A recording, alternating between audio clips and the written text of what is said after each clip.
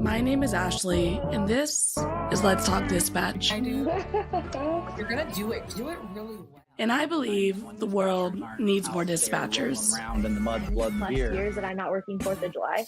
4th of July. Say community policing, right? What about community dispatch? So on this show, with the help of my guests, we will educate, empower, and support the heroes behind the headset. Right. Hello, everybody. Welcome to another episode here of Let's Talk Dispatch with me, Ashley, the raspy dispatcher. As I'm watching my intro, I'm like, oh, I've cut my hair off completely again, so I'm probably going to have to update all of that. So if you're looking at me and like thinking about my intro, like, oh, they're different. They are. I've cut my hair completely off again. So last time I cut it, it was during COVID, or I cut it and then COVID happened and then the world stopped. So I was like, well, might as well grow it back out, because it's hard to get a haircut in these times. So short hair, same me. Another episode of Let's Talk Dispatch. And my guest today has over 27 years of experience under their belt as a police dispatcher and 25 of those years as a CTO. Let's welcome my guest, Eric. Hi, Eric. Hi, Ashley. How you doing? I'm pretty good. Yeah? Yeah. 27 years. That is like, I couldn't even Yeah. freaking imagine. I wouldn't have thought it would be that case, but it's worked out. It's been fun. Yeah. I was trying to figure out what I wanted to do when I grow up, and I haven't quite figured it out yet. So, although I Man, think I I'm hear getting that. closer. Well, how'd you get into public safety? Well, so out of high school, my first job, because I work in Anchorage, Alaska, and so it's basically hospitality industry is a big thing. So I worked at a hotel, and as a hotel operator, which, as it turns out, was a pretty good introduction to what a dispatcher might actually be like, because it turns out you're managing a lot of stuff, you're on the phone a lot of the time, and I took the job probably way more seriously than I needed to, but that ended up working out for me. But so that was my job to do while I was in college, trying to figure out what I wanted to be when I grew up. And but my best friend at the time, we were operators together, and she went off to a different hotel to work in a different job. But she called me and said, "Hey, there's this ad in the paper to be a police dispatcher, and it pays pretty well, and we're qualified. So you and I are applying." And I was like, those are the best friends. You know what I mean? Like, oh yeah, hey, we're doing this thing. Oh, we are. Yep, we already put your name down. And you're like, all right, I'll be there. oh, and I tried to talk my way out of it, because I can talk myself out of a good time for sure. But she's like, "Nope, we're doing this." So I'm like, okay. And then we both applied, and turns out I got it and she didn't. But yeah, it all my superpower during the whole process was that I didn't really think I was necessarily qualified. I mean, it didn't have anything that I thought would really lead me to be a good dispatcher necessarily, except for the customer service stuff. But as it turns out, that's a lot of it. And like being able to like deal with chaotic situations. It really, I don't think people realize how much it is a customer service job as well. And really, one of the great things about it, I think, is that there's no experience needed. And if you work in customer service, which a lot of folks have some level of customer service on their resume, it really does set you up to be successful in this line of work, in addition to the training you receive. Oh yeah, no, I tell people that I can train you to be more efficient. I can train you to ask the right questions at the right time. But there's a couple things that I can't train you. If you can't type at all, it's going to be really tough. And if you're not a nice person, it's also going to be really tough, because I can't make you a nice person. Yeah, no, it's true. And I mean, the way like cadence comes across a line, especially to someone who's like going through it, I mean, it can definitely heighten a situation or de-escalate it, right? So it's super important. Oh, and people can read your mood for sure over the phone. Ain't that the truth? So Alaska, let's talk about that, because I feel, what was one of those 911 like police shows? I feel like they were out in Alaska and they get like a bear call. And, I dispatch police in the city, and I'm from California, so like animals are not really a thing in my tool belt that I need to deal with when answering calls. But I would imagine the type of calls that you receive in Alaska, just because of where it is, do you have that wildlife aspect as well that you guys are dispatch dealing with? Oh, Or for are sure. you guys more in the city and I'm talking crazy right Well, no, now? I mean, the thing about Anchorage is the big city in Alaska. Mhm, mhm, And so we're as metropolitan as you can kind of get. But the mhm. cool thing about Anchorage is it's like about 15 minutes away from Alaska Oh, because, no. we're surrounded by the rest, obviously. So yeah, Mhm. we have bear calls for Oh sure. my Bears gosh. will come into town because they want to eat stuff. Uh, and we deal with lots of moose. People Oh my gosh. in the lower 48, people deal with like, vehicles that hit deer or whatever. We Yeah. have vehicles hit moose.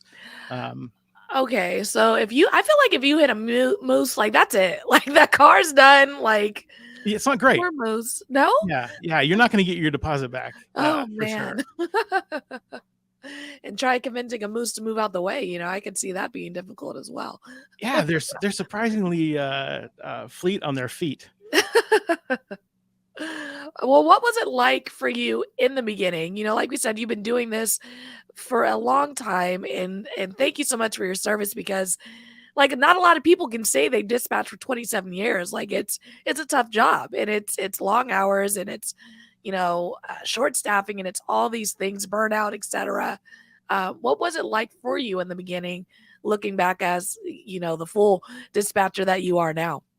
Well, in the beginning, again, it was a lot of imposter syndrome anyway, but Mm. it was, I immediately got into it, as far as like the policing part of it. And, you're watching cops during your lunch hour and you're getting involved in that. And so from that aspect, there was just a ton to learn. So that was really fun. Mm. But man, the training program at the time was really anti-customer service. Mm. Like they wanted to beat that out of you. Like you were the police department. You want to sound like the police department. You're not going to thank people for calling. Why would Mm. you thank somebody for calling?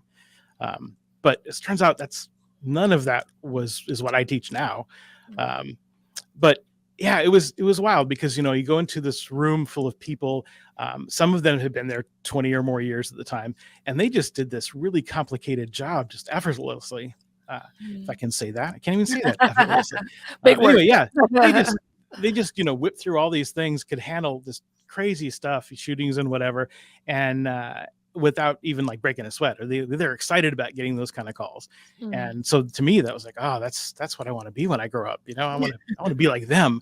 Um, but and so I got through training, and we all have our training scars, and I could probably bore you with Mm. lots of training scar stories, but uh, got through training, and I got on my own, and had some rocky first times of calls because every call is a different call, and every time you get a new situation, you're trying to test things you've never done before in the wild. Mhm. And so that's always exciting. But then I got the opportunity to be a trainer because we just needed people desperately. So I think they thought I couldn't do any harm. Like the AED, it was like it's like it could help, it's not going to hurt, and I'd be Yeah. a crowd pleaser. So, but that's how I really learned how to do the job, was to have to teach it to somebody else. Mm. And so I'll Mm. probably slip and call it an FTO because we still call it an FTO. But yeah, as Okay. far as CTOing, that is super important. And like that is what has basically kept me going this whole time. It's just because having new trainees and getting new experiences training people, it's always different. It's you can add to your skill sets with every different training you get. And Mhm. then recently I've been able to do training full time in like an academy setting and in service training. So you Awesome. had an episode with Samantha Hawkins on before, Yes. and Samantha's my great. boss actually sent me a text and said, "Download this podcast and listen to this episode." Hey, Um, shout out, boss. That's yeah, what we're talking about. absolutely. Tell your friends. And it's like, oh, and it was at that point, I was like, yeah, this is what I'm trying to do. I think her title is like dispatch training technician, Yeah, something and like that. yeah, Mhm. and my title is like dispatch training specialist, Mm. sort of Mhm. the same thing. Yeah. But it's like, yeah, okay, I was this old when I found out I wanted to be Samantha Hawkins when I grew up. So, and actually I reached out to her, Uh-huh. and and she's great. And I love this whole community thing. Mhm. There's some really good avenues with some really quality people. You've had a ton of people on your show Mhm. that are just super happy to help anybody who's got questions, and very giving. No, it's mind blowing, right? Like when you really start reaching out to folks who are, really putting themselves out there in the dispatch community, how willing to help they really truly are. Even something as simple as like what resources I'm giving my trainees.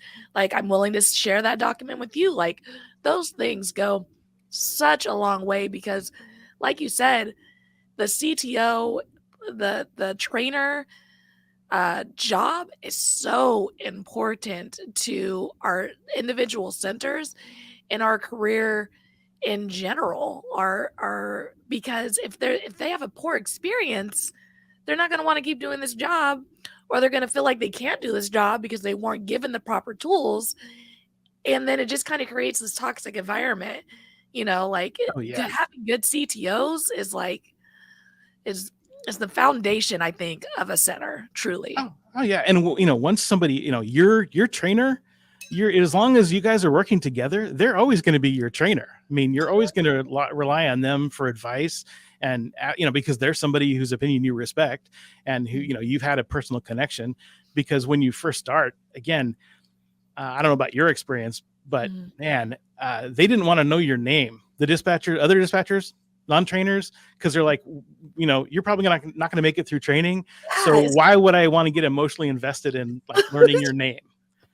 So. It's so true. Like I've heard horror stories of people telling me like how they were treated recently by their trainers, like in that type of mentality, like this like Hunger Games style of training. Yeah. And I don't see as a former athlete, as a former coach, as like a teammate, I don't see the benefit in giving that to someone. Like, how is that going to help us like get better? Exactly. I don't see it. Yeah. And I mean, you're taking your resource and you're just wasting it. And, it's the whole thing. The thing I like about the dispatching thing is that, I mean, we're a medium-sized center, so we probably have like between 9 and 11 people on the floor at any time. And so it's a team. Everything is a team effort. So whether you want it to be or not, as it turns out. So, you have to rely on each other. And if somebody, they just looks at you and say, well, you're not going to make it. Like, guys don't do a good job as dispatch, or, I just don't like the way you look or the way you sound, or that you're too nice to people, or whatever the thing is. It's like, well, that's not cool. And it's wasting everybody's time and money too. Exactly. Like I've probably said it on here 1,000 times, but the first day of my academy, our academy folks came in and the first thing they did was they threw out this huge number and they were like, that's how much money we spent to get you through backgrounds, to get you through this, to get you through that, to have you in the seat. We want you to succeed. It's costing us this amount of money.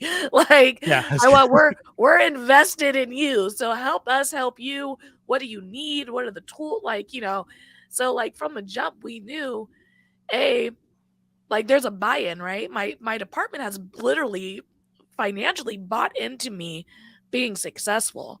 And if I'm not successful, they are losing that amount of money on me. So they do want me to be successful. And if you're in a CTO role and a supervisor role, and even at your bare minimum, you're not fundamentally thinking about it that way, what are we doing? Like exactly. It is a business, obviously. Like departments are businesses, and we understand that, but we are the people who make up these departments, and we are responsible for the success of people we're bringing in. Oh, absolutely. And, not everybody is going to make it. I mean, the job isn't for everybody for lots of different reasons.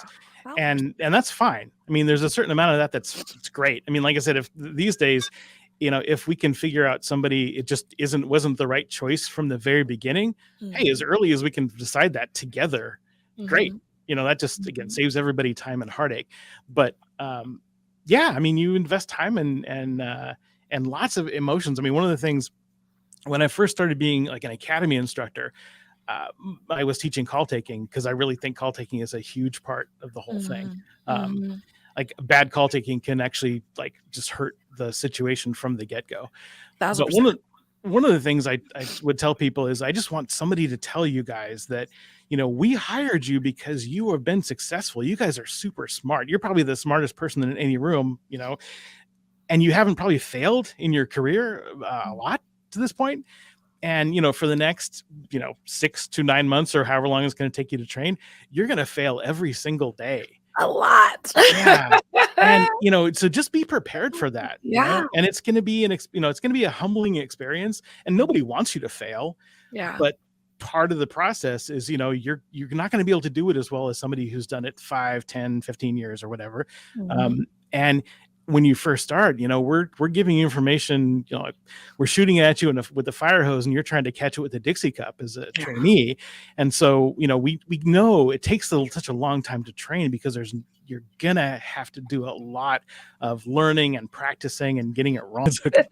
But that's the thing is, I just wanted somebody to know, like, to tell them, yeah, this, you might cry in training. Like, I don't want to make you cry. Like, I would never want, like, I'm a cheerleader type of trainer as far as that goes. Like, if you have if you take a bad call or you make a mistake or something, we're just going to fix it. We're going to learn from it and we're going to move on.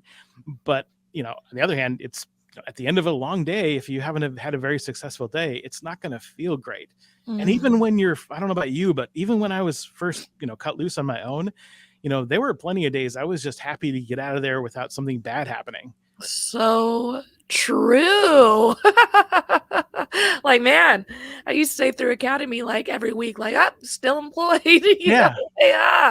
Did Absolutely. it. And sometimes it is, especially when you're just getting your feet wet. It's just making it through the day, knowing you did your best and no glaring mistakes. We can always do better, right? Yeah. But there aren't any glaring mistakes that I'm beating myself up about, and I can go home knowing I did a good job that day. Totally. Yeah. Totally a thing. I mean, it's a fine line too, because, I tell people, if you're your own worst critic, you'll be a better dispatcher.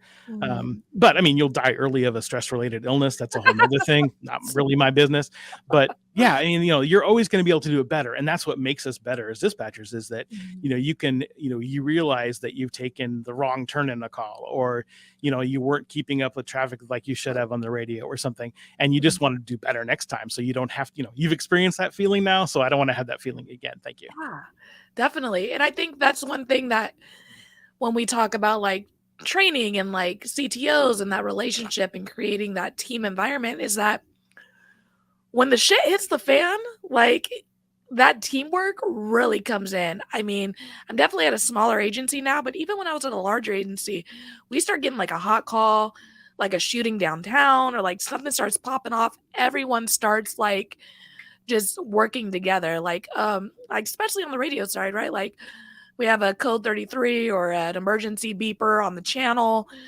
Someone's going to the backup channel. Someone's calling, the other agencies, if they have helicopters, dogs, like whatever the thing is, everybody just starts activating and working to help each other get through this thing that's happening at that moment.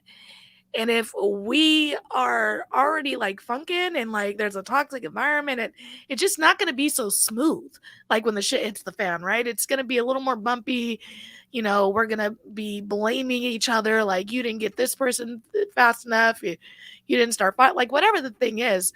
But having that teamwork and having that environment already there when things do happen in a comm center, when we're taking like multiple calls, that's when the teamwork really ignites. And that's when that environment is so important, so we can thrive in that chaos. Oh yeah. And that's when you see it work like that, when you have like a big event and everybody just jumps in without being asked and just takes a part in it. It's great. And you just want to be part of that team. Like, I just want to be that good, and that was what I wanted to aspire to. And that's another reason why you want to be nice to your trainees, because they're going to be your backup. They're going to be a member of that team. And, if you treated them poorly when you need them, they might not be, I don't know, they're jumping on it. Like, they'll get to it when they get to it, but maybe they're not coming to your aid as quite as fast as if you were nice to them. Yeah. And I mean, it all comes down to like, I want the person I train to be on my team because I know they know their shit, right? Like, Exactly. they got this because I train them and I know my stuff. So I want them I want to pick them if we're on the blacktop and we're going, I'm picking everyone I trained for sure, because I know I've given them all the tools, all the support, all the things to make them successful and to be a successful teammate. Yeah. And that's all we're looking. We're just looking to stack our bench, That's all we're trying Exactly, to yeah. do Well, at the end of the day. I mean, you're so right. Like you can anticipate each other's moves because you have played together before, Yes. And even when you go to exactly. different shifts or whatever, it's still the same kind of, you sort of learn like the new atmosphere, and you have to deal with the different flavor of toxicity or whatever. That's Uh, so true. but all in all, you're still relying on each other, and that makes it a huge difference. Which is again another reason why I love the dispatch part of it. That's why the nice thing about dispatching is it's a kind of because it's sort of a specialized thing. It's a job not everybody can do, so it's kind of cool, but Yeah. it's also, you can do it kind of under the radar. Like I Yeah. spent my first 15 years just happy if no commanders knew my name. It's like, oh yeah, okay, you're that guy that works there. That's fine. Hey, Billy, you like call me Billy or Wayne or something. I'd be like, sure. The worst is like when the detectives or the lieutenants come in and they're plain clothes, and I'm like, I haven't seen you before. Oh, exactly. Yeah. And I can't place their name because they don't got the tag on them. And Exactly. I'm just Yeah. like, and they ask you to do something, you're like, I'm sorry, your last name again. And it's like the chief. You're like, oh, sorry. Exactly. Yeah. Oh yeah. 100%. It's like, well, you got in the building. I assume you belong here. What Just can I assume do your for you? tag worked, right? Yeah. You got in here. Exactly. My gosh. Do you remember any of your first calls for service or any early calls? Well, yeah, the one that stands out is have you seen the movie The Negotiator? Yes. Okay, so it's 1998, Sam Jackson and Kevin Spacey, right? Mm. And I got cut loose as a dispatcher in 1996 in August, and it was probably maybe that next November, maybe December, January, some winter time, and there was a suicidal guy. And it was a situation where we used to be able to cold call suicidal people. If we got a secondhand report of a suicidal person, we could just call the suicidal person and say, hey, what's up? Hey. Yeah. Now we let the officers do that once they get into position. It Mhm. seems safer that way. Yeah. Although I still love it. But yeah, so I called this guy, and I'm all brand shiny new dispatcher. And his first words when he answered the phone were, what agency do you represent? Ooh. I Like, knew ooh, it. damn, I knew I should have blocked my number. Well, I mean, and he had been drinking, and he had a SKS like assault rifle, and he was by himself in an apartment building, and his I think it was either his wife or his girlfriend, whatever. She had just served him divorce papers and a protective order, and was taking their 5-year-old kid because he had an alcohol problem, which I Yeah. believe he had just lost a job, or he's going to lose a job because of the alcohol problem. And he had plenty of alcohol on board, right? And he was also pretty flat affect when I talked to him. He didn't have a lot of emotion to him. So Mhm. just kind of getting his attention over the phone was kind of hard. And like, I'd like to think now, like I'm a lot cooler than I was back. Than I was back then, because I was all brand new and squeaky voice dispatcher, I'm sure. And so I talked to him for about an hour and a half, and the entire time I thought he was going to shoot himself while we were on the phone together. Mhm. He kept moving the phone. Officers in the field were saying, that he kept like walking past a window, and he kept talking about having the barrel up to his throat and stuff. And he was throwing things across the apartment, like beer cans and a remote control or something. So I kept hearing like sudden bangs and stuff during the whole thing. I know. So it was pretty tense for me. Plus, I was trying to do this thing, trying to get him to trying to do what now we would call active listening and de-escalation and stuff. And I think we had some suicidal caller training, and it was fine, but we never really practiced it on a very high level. So this was like my first serious thing. And at one point during the conversation, I'm just trying to like get him directed back on me instead of all the bad things and getting escalated. And at one point he stopped and said, "What are you, new?" I'm sure I said, "Well, that's immaterial, sir." But it was like, oh, I'm new and he knows it. So if you remember the movie Negotiator, so later, like I guess the next year, my little brother and I went out to the movies, and I turned to him in the movie theater and said, "Oh my God, I'm Farley. I'm the doofus negotiator like on the team." And so the end of that story, though, so I talked to him for an hour and a half, and we weren't really getting anywhere. And then an actual police negotiator took over from me, and he talked to him for another hour and a half. And at the end of that time, we just decided that we weren't coming in, and he wasn't coming out, and he was there by himself. So we're just going to go away. Yeah. And it was super unsatisfying. Yeah. And even at the time, people were like, "Hey, you did a great job." I'm like, "Oh, I didn't do a good job at all. I don't know what, like, sure, he didn't kill himself, but it did not feel great to me." Now, I would probably say the same thing now. If I had like a junior chipmunk dispatcher who just went through the same experience, I'd say, "Hey, you did a great job. I mean, he didn't shoot himself, right?" Yeah. But man, it was unsatisfying. Yeah. So then later, of course, so anytime I could get more training in those kind of skills, I was like, "Oh yeah, I want to jump on that because I need to get better at this part of it."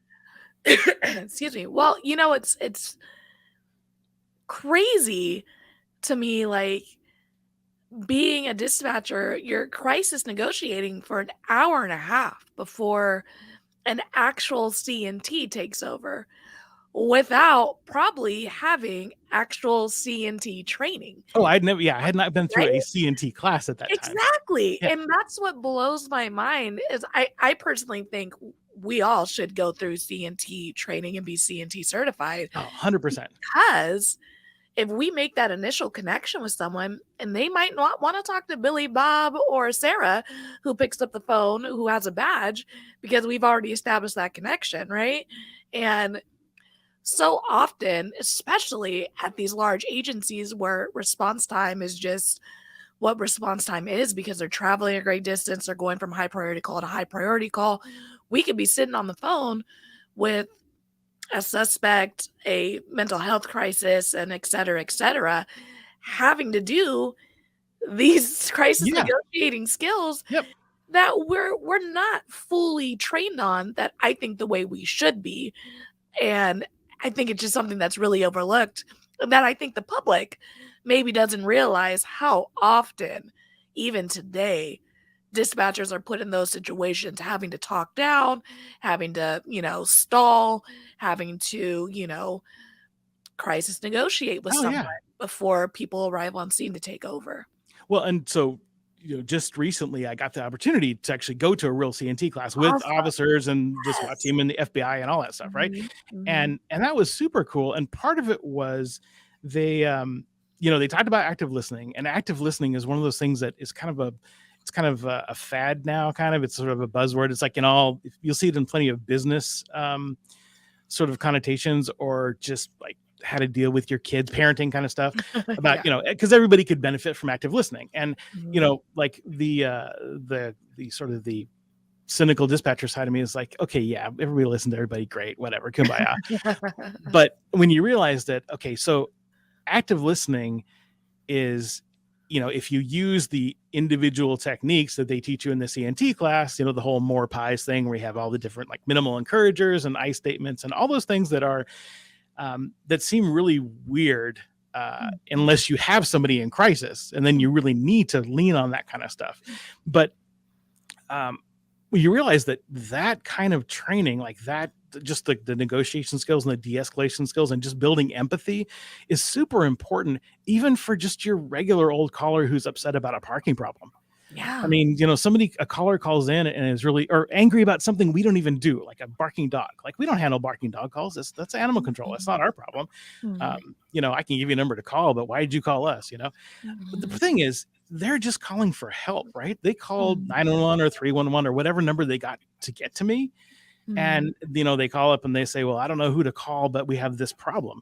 Well, I guess I could lecture them, I suppose. But it's not worth my time to do that. Yeah. Better, I can just throw in, I don't know, like some emotional labeling and just say, hey, that sounds frustrating. But here's what we can do. Let me give you the number for animal control. And if at the very least, they'll, they're not going to remember me. I mean, that's another part about being a dispatcher is if you're doing your job really well, least the call taker part of it, nobody's going to remember they talked to you. Yeah. They had an emergency. They called for help. The help came. They got the problem solved, right? When you do something wrong, they'll remember you. I mean, they'll certainly play your tape on the news if you do something wrong. Yeah, we don't But want that. yeah, but it just using those kind of skills, just for, I mean, even your coworkers. It's kind of funny. After I just like a week or so after I took the CNT class, I was working as the acting supervisor that day. And so one of my coworkers came up to me and he was a little bit upset about whatever the fire department's policy on some sort of thing. Like they weren't going to go to a call that we wanted them to go to, or they wanted us to go to a call that we didn't want to, something like that, right? Just a normal sort of thing. The ongoing police and fire struggle. Yeah. And so, so he comes to me and he tells me this whole thing. And he knows I can't fix the problem, right? So of course I turned to him and I said, that sounds pretty frustrating. And he looked at me and said, "Don't use your tricks on me, Eric." Like, yeah, okay, well, what you can do. Can't fool everybody. Yeah. And if you do it poorly, it's going to sound silly, Yeah. That's why when you get into the heart of the, that whole like repetitive persistence thing where you're talking at like the same tone, the same words, just repeating the same thing so that you can get through to that person. You're not having that conversation with your mom like that. I mean, like if or you go out to your friends like for dinner or something, you're not going to use those techniques on that because you look like an idiot, like a weirdo. But we have these tools in our toolbox that we sometimes forget to use. Because especially, and again, I don't know about your experience, but policing, paramilitary, whatever, it's all very like, they teach you the warrior spirit, and I mean, even our communication techniques like verbal judo, it's all very like martial art based, and that's great. Don't get me wrong, but time and place. Yeah, but not like, it turns out the person on the other end of that phone call is not your enemy. Like I'm not at war with you. I don't have, I mean, I can bring out all the Sun Tzu things all you want, but if I realize that I'm not fighting with you, then we don't have to have a fight. Yeah. Like you hear your coworkers sometimes who, they'll get somebody who comes in really angry or like having a mental health crisis or, intoxicated with God knows what, high on airplane glue or something, and calls up and decides he's going to just yell at you or whatever. And you can yell at him back if you want. I mean, you've seen the bumper stickers that say, we're 911, we're here to save your behind, we're not here to kiss it. Yeah. But it's like, I don't advocate that we have to like cater to everybody or, you don't get to, I'm not your punching bag. So a citizen isn't going to call me and like start yelling stuff at me and I just have to sit there and take it. But I don't, there's no reason for, there's nothing I gain out of it by just going off on them. Yeah. I mean, and I'm a big believer in like energy is contagious, right? So if this person's just yelling at me, whatever, and I'm just continuing to have good energy, helpful, like it's going to go one or two ways. They're either going to get on my hype and my energy train, or I'm going to have to set some hard professional boundaries and like, have to stop the conversation. This isn't being productive. You don't have a life or death medical emergency, whatever. I'm going to disconnect this call, and we can set those boundaries as well. Sure. Because we are not, as you said, punching bags. But if I'm matching that person's negative energy, we're just going to get into a loop. It's not helpful, right? So at the end of the day, it's our job to provide some sort of customer service while, of course, still protecting ourselves and being professional when we have vulgar, combative callers, right? We're not just, you don't get to just call and yell at me. That's not going to happen. But I'm going to do everything I can to de-escalate you, get you on my happy train. And like, this is my 11th hour of work. Help me be happy in this phone call.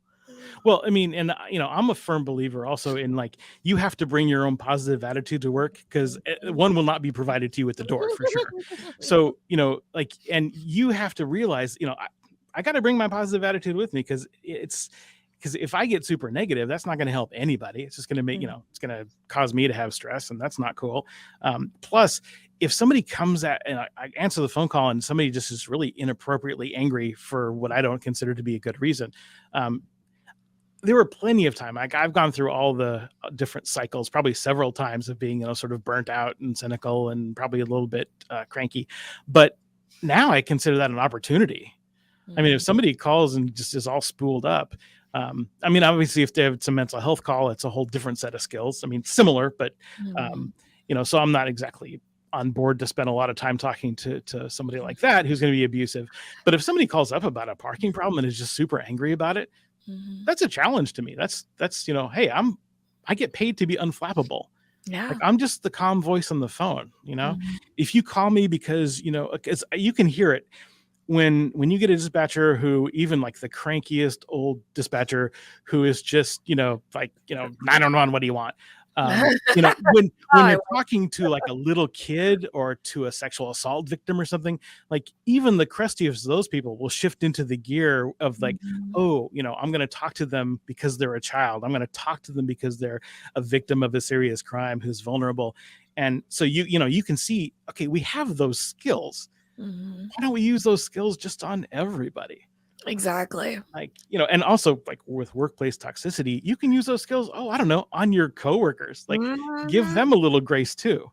I think giving ourselves grace in this line of work is so important, because I think sometimes we can kind of forget that we're human doing this job. Oh yeah. Right? Like, we know people who have been victims. We know people who have been suspects. We have been victims ourselves. I mean, we bring all of those things into our centers because we are humans as well.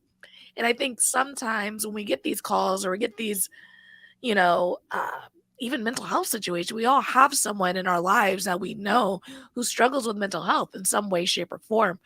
And when we sometimes forget that, we can get a little more on the toxic side, of judging our callers or being really quick to be negative with our callers because, we're getting so much influx of those type of calls.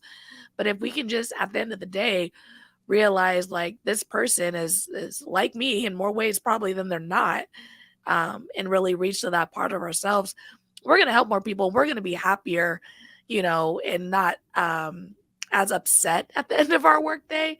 Oh yeah. Than maybe we would be if we chose to just kind of be rude to the people who are rude to us, etc. Yeah. I mean, as much as I want to be super chill all day long, oh no, at hour 11, I am not as patient as I was in hour 2, for sure. And if the people around me are kind of in bad moods, like that's contagious for sure. And it's not even just bad moods. It's like you work with somebody who's like super aggressive, or even somebody who's like super sweary. Like I don't mind bad words. I actually like bad words. But you work with somebody who like swears all the time, and suddenly you'll find yourself swearing all the time. And that's just because that kind of stuff is contagious. So I'm happy to gaslight myself. Like if you ask me how I'm doing, every day is a happy day because it has to be. Yeah. Because it's like, what are we doing if it's not? I mean, I did want to, way back in the interview, I did say I wanted to help people, right? So, part of my job is helping people. And if you're mean to people, even again, your coworkers, or, you even have like from the interdepartmental things, suddenly we're having like opinions about the performance of like the records clerks or the officers or whatever. And it's like, well, sure, we all have our opinions or whatever. But, the more we get all salty about that kind of stuff, it's like, that doesn't help anybody. Yeah. And if you're finding yourself like caught in a loop where you're just like not feeling it, having a bad day, like you're probably experiencing some burnout. Like if you can't pull yourself out of it, right? And that's when we need to do some self-care, take some mental health days. Like that's a thing. You have the time. It's yours to use. We don't just have to have sniffles and a cough and a sore throat to take a day, like if you need it, take it. Yeah. That's the thing is that, obviously, like I don't want to encourage absenteeism, but you're right. No, it's not like it's like there are jobs where you can go to work and you're just kind of basically dragging your ass and kind of get through the day and it'll be fine. But if you are not capable of performing when something bad happens, you shouldn't be there. Yes, And and that's that's what we're talking about, not going to the beach yeah, because you'd rather exactly. not be at work. Yeah. We're talking about, like, you needing to take care of yourself Yeah. Oh, 100%. because we're taking care of so many people doing this, strangers who will never remember us, never talk to us again, and will just kinda be a fading voice in the background of their memories. And sometimes we just need a day to ourselves, and I am all for coming in to cover a coworker's shift if they need that day. Now, if you need 400 days in a row, we are talking about Yeah. something a little more serious that's gonna need a little more care, right? Yeah. But in all actuality, we are still humans doing this job, and we have to take care of ourselves so we can, like Eric, spend 27 years doing this because it's a grind. Oh, yeah. No, and that's the thing is that, um, you you never know, like, you never know the situations or the calls that are gonna be the ones that, like, Mhm, really impact you. Like, mhm, like the worst some people, people will ask you, I'm sure people ask you too, it's like, mhm. what's the worst call you ever taken? And it's like, Yeah, well, it's hard. Like the yeah. worst calls I've ever taken, frankly, there are um, 3 times in my career I've taken calls that I loaded them as disturbances because it sounded like just a knockdown, drag out fight was happening. But Mhm, it was really somebody who had been co-sleeping with their infant and had smothered them in their sleep. mhm. And so when they call you, there's all the family and everybody's screaming, and it's horrible. Even before I had kids, it was horrible. Yeah. Um, but it's not even. I mean, and that's definitely that'll bring you down. Um, Yeah. but also just like the end of a long week when suddenly it's like the 15th parking problem angry person you're talking to, I mean, you have to recognize it in yourself. Like, if again, as you said before, if every caller is a jerk in a row, it's like, well, there's one common person and it's not them. So Yeah. take a break. I mean, one thing about my department is we've been really good about like the wellness thing, the Awesome. best that we can. We just want to focus on it. Mhm. And we know because I want my coworkers to be working here for 20 years. Yeah. I mean, if you get burned out and quit after like 4 years, I mean, that's not really money well spent for the department either, right? Facts. Mhm. Yeah. Mhm. So it's super important, especially, and it's amazing when departments really get on board with it and they don't use those words and those things to check a box, and they're Yeah, actually, like, intentional with wellness and, like, really exactly. advocating wellness for their people, because I think we've all experienced something that starts circling around in the industry and the department implements it, and you're like, see it for a week, and then it goes away, and you're like, "Well, what happened to that thing we were talking about being so important for us?" So, Yeah. it is super important for departments and ourselves to advocate for ourselves in those avenues and let our agencies know, like, this is important to keep us here and wanting to work here and wanting to do this job. We need some help and some support in these areas. So if you're at a department that doesn't have a peer support team, that doesn't really focus on wellness, there are so many folks in the dispatch realm who are out there waiting to give feedback on how to create their own peer support teams and, like, Oh yeah. implement those things in departments. So if you're sitting here like, I want a peer support team, and you're listening, you're like, we don't have one of those. There are so many resources and people out there on LinkedIn in the dispatch world that are just like, let me show you how I did this. Oh, So yeah. I mean, that's again all the bad parts of social media. That's been really awesome because again, people like we talked about before, people are happy to help. It's been mhm, amazing. And yeah, as far as peer support, when I started, there was no peer support except we made our own. It was called the mhm. parking lot after work, and at that time we worked 8-hour days, and so I'd be Yeah, in and the they parking got lot. weird when you started bringing cake stands there and like Oh, that's the thing is like you're in the parking lot for an extra hour after your shift because you have Yeah, enough to vent from the end of that day. yeah. And and you need that. You need to be able to vent and with people that understand you. Mhm, So mhm. I think that's definitely a big part is, like, the understand part, right? Is, like, we don't wanna overstuff our world with only people in first responder, right? Like, that's a little, oh no. like, much, right? We don't want Yeah. that. But there is a certain level of you get it, and I don't have to explain why this is bothering me, whereas maybe someone outside of the field would just be like, "Ah, that doesn't sound like a big deal," or depending on whatever the thing is. There is something to say with someone who gets it. It does help when you're venting to folks like that. So definitely having those supports, and it doesn't have to be an official peer support Oh situation. no, not at It all. can just be, your best homie at work who gets it, who understands the vibe, and that's the person you talk to. Whatever it looks like to you, it's not going to be the same for everybody. Yeah. And I mean, that's again, having, again, I'm pretty lucky because, my wife knows that sometimes if I need to vent, like, I just need to vent. Like, she's not there. She's not going to solve my problem. Like she doesn't really get it, obviously as much as I do because she doesn't work in the field. Yeah. But she's a happy ear, as far as like I can complain about something or whatever and vent it that way and at least be heard. But not have to say like, well, have you talked about like, oh, I don't, you don't, because you don't want somebody like not to use terms in derision, but like a civilian. Yeah. To like tell you like how to fix your job as in law enforcement. It's like that's not helpful. Yeah, it's definitely not. So after all this time, how do you feel this job has changed you? Well, I mean, I've been through lots of different cycles because I definitely have been, through the burnout and being really cynical. But one of the things is, you talk to so many people in different situations, and like one example I use is like before I had a child, I had lots of opinions about being a parent. I was such a great parent before I had kids.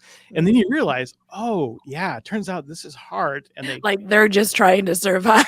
yeah. And as it turns out also, like I can be judgmental with lots of stuff. Like I don't know how, the guy who's harassing you for change on the street, I don't know how he got there.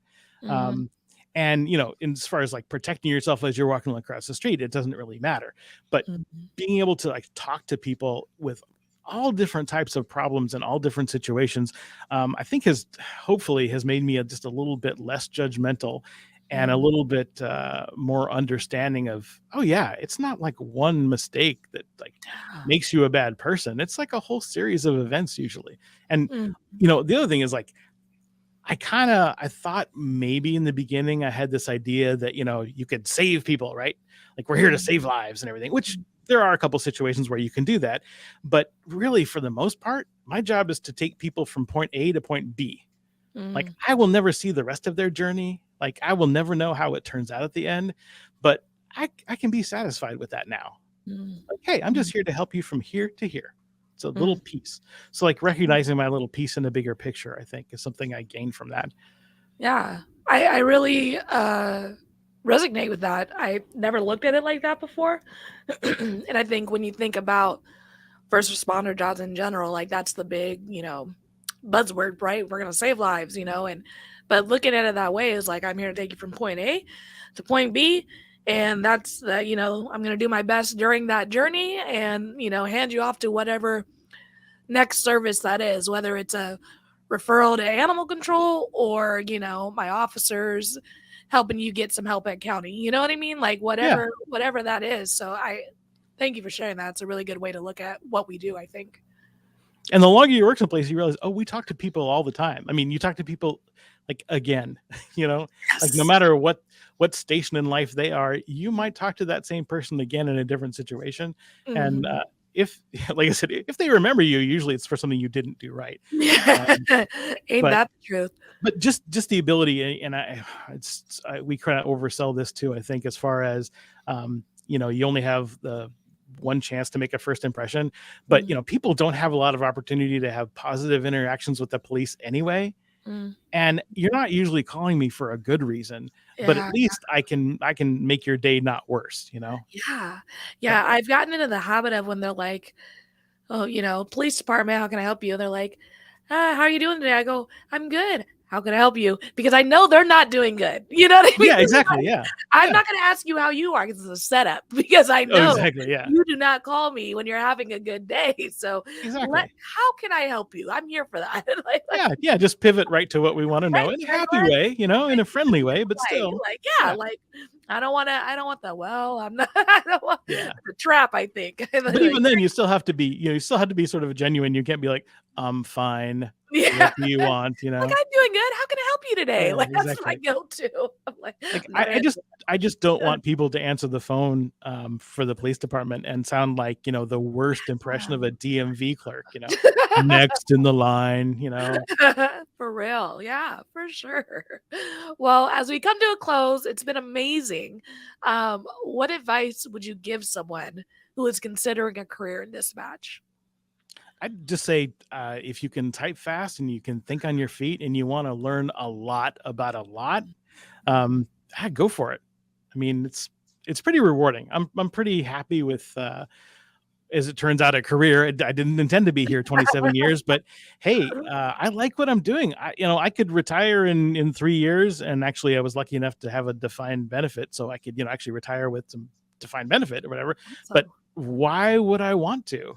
I mean, I'm actually having a decent time doing what I'm doing, and I'm actually helping my community, and it just makes a difference. So, And I think that is the goal, right? Is like I remember when my dad got to retire, he put it off another year and he's just like, why do I need to retire? I like my job, yeah, like I like going to work. I like doing the thing. And that is, I think, the goal, right? No matter what you end up doing in life is like when it comes time to not have to work anymore, if the job is fulfilling and you enjoy doing it, yeah, keep doing it. And that's what we should be setting people up in this line of work to be at the end of their, retirement time is like, I'm gonna keep going a couple more years. I yeah, don't mind it. This is good. I don't mind getting up and going to do this, That is definitely the centers, the energy, the realities of the work world that we're trying to facilitate in our comm centers. absolutely, yeah. Awesome. Well, Eric, again, thank you so much for coming and jumping on the show with me. It's been amazing. I have so many little notes in here to edit out and like piece off. Well, Like, thank you for having me. yeah, it was like, so edit out meaning like pull them so I can show the world like little Oh, clips okay. of the conversation. Yeah, well, I was saying Realize thank that you didn't for come the out so clear. yeah the bravery of someone you have never met and just I invite them into know. your podcast to possibly be a lunatic. But oh, Oh well. my gosh, I'm winging it completely. So thank you for making Turns out it. we're So, all winging it, right? right? Isn't Yeah, that the truth? yeah. So Again, thank you so much. I'll be right back with you. great, thank you. All right, everybody. That was another amazing episode here on Let's Talk Dispatch. Eric, thank you again for coming onto the show, sharing your wisdom, sharing all your years of learning and growing through this job. It's definitely something that really sticks with us and changes us a bit. So thank you for sharing your journey with me. If you're interested on coming onto the show, just head to the raspydispatcher.com. Under the Let's Talk Dispatch podcast tab, there's a Be Our Guest section. You pick a date and time that works for you. It is really simple. As Eric said, we've never met before. So I really do talk to anybody and everyone who's willing to talk about dispatch and their journey or how they help first responders in the business that they're in currently. Like, subscribe, tell a friend, leave a 5-star review. It really does help us. And thank you all so much for tuning in. Until next time, stay raspy. Thanks for tuning in to another episode of Let's Talk Dispatch, a Raspy Dispatcher production. If you liked the podcast, don't forget to hit that subscribe button, leave a 5-star review, and of course, tell a friend. If you want to be a guest, head to the raspydispatcher.com and check out our additional resources. Until next time, stay raspy, everybody.